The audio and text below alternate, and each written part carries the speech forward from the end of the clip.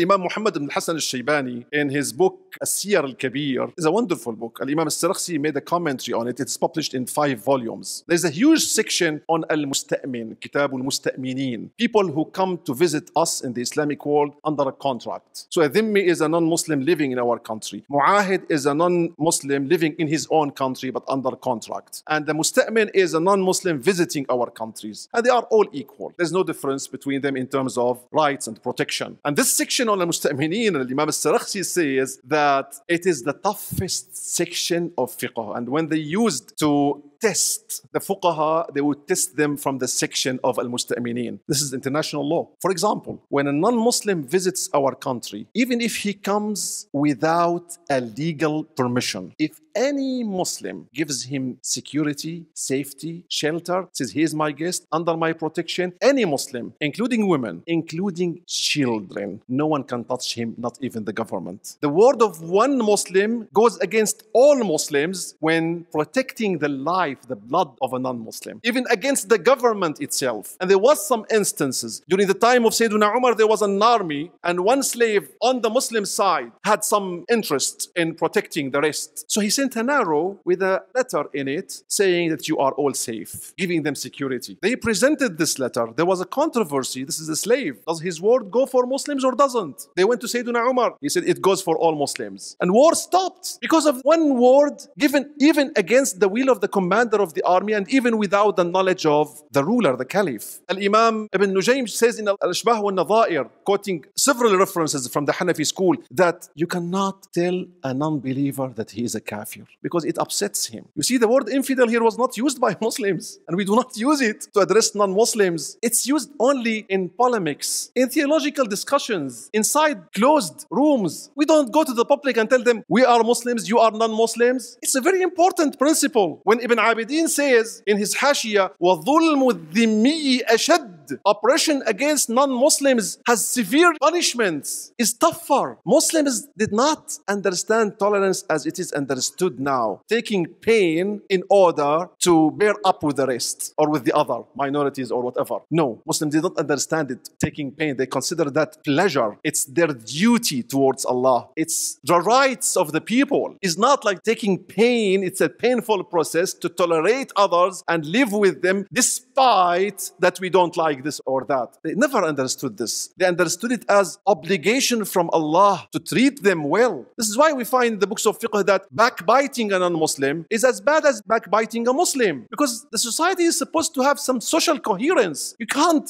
face your neighbor with a frown every day. They are your fellow citizens and they deserve from you a smile. And I would quote here the hadith of the Prophet ﷺ, having a smile in front of your brother is an act of charity. Allah, la ilaha